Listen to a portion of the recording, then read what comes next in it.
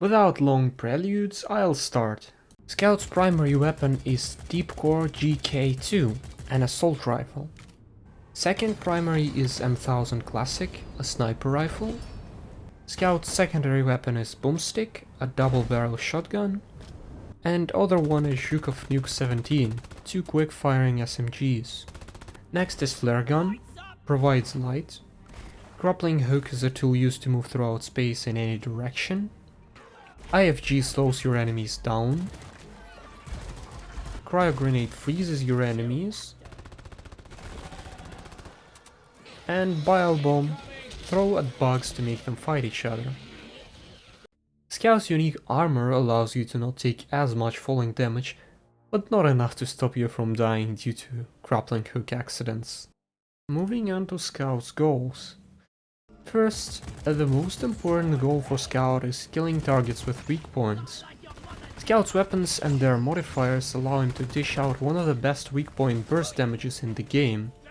It's your job to kill some of the more unique threats quickly while your team manages swarms. Second, don't forget to illuminate, but don't be wasteful. Using it during waves of enemies or when first entering the cave is really important, providing you and your team with clear info on the surroundings. Third, you are the one who has to reach resources that are in hard to get to places.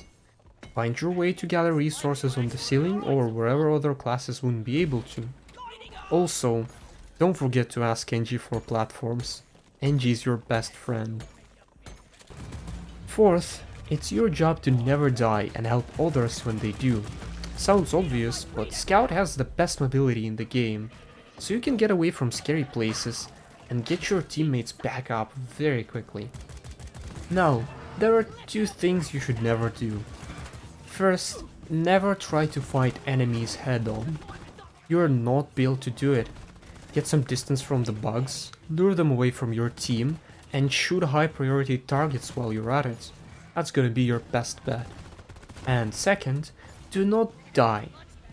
But if you can't help it, at least do not die in a hard to reach place. Be careful when you're somewhere your team won't be able to reach easily. If you die on the ceiling, don't expect your team to rush to your rescue. Now, Scout's equipment. I like Deep Core more than the sniper rifle because it doesn't run out of ammo as fast. And also I think Scout is good enough at doing burst weak point damage, so I don't see trading my ammo away as a good thing.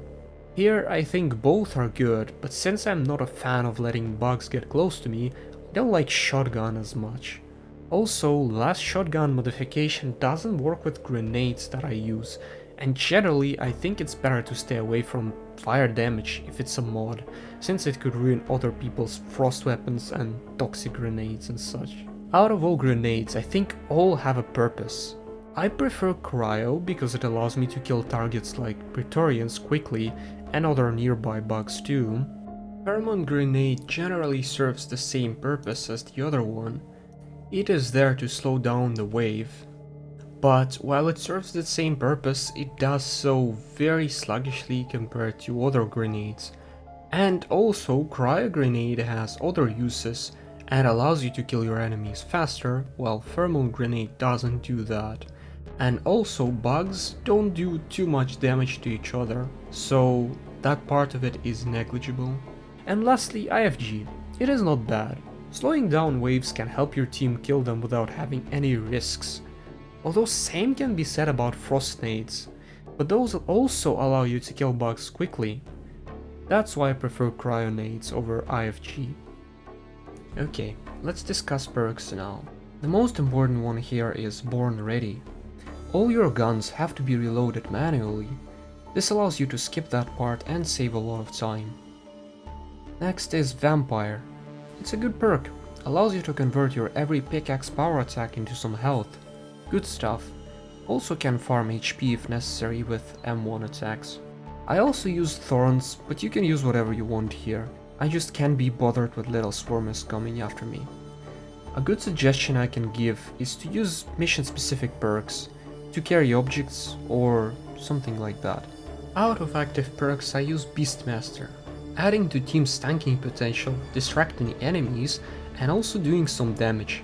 It's a really good perk, especially for Scout. I also started using Field Medic recently. It allows me to res teammates faster, and if I'm in a pinch I can insta-res them once per game, which is like Iron Will but used on another player and with additional upsides. I also have a suggestion if you're a newer player. Use Hover Boots and Hide and Senses until you learn the game. Hover Boots will save you from taking unnecessary full damage, and Hide and Senses will save you quite a few times from the cave leeches and such.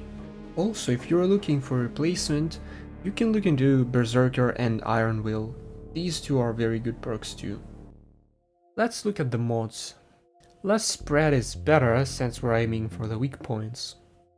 Damage doesn't matter here as much as ammo, since we would be spending the same amount of shots on most enemies with or without this additional damage. Again, little damage doesn't matter. You could take magazine here, but I prefer less recoil to hit the weak points. This is obvious, we're never aiming at enemies' armor unless by accident, and additional rate of fire is straight up worse than damage. Lastly, you can pick whatever you prefer here. I think all are viable. I take stun because that allows me to chain weak point hits more easily on stunnable enemies.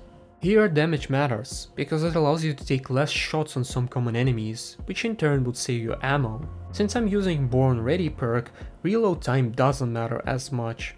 Here, take either one, but I prefer mag size, since rate of fire is hard enough to deal with on these weapons. Here I prefer accuracy increase, because damage won't matter if you can't hit the weak spots. Of course, hollow point bullets, we're playing a class that specializes on weak points. This is a great boost to that. I don't see electricity almost at all. If there are some electricity overclocks available or whatever, I could see it. But as it stands, I use the other one. Flares last longer, equals you don't have to spend as many, equals spending less ammo. Don't care about rate of fire on this gun, would rather take additional flare in my magazine. Here I take additional ammo since I've already spent one mod on time, and it has diminishing returns. Cooldown time is when you're vulnerable. I don't want to be vulnerable longer for a bit of additional range.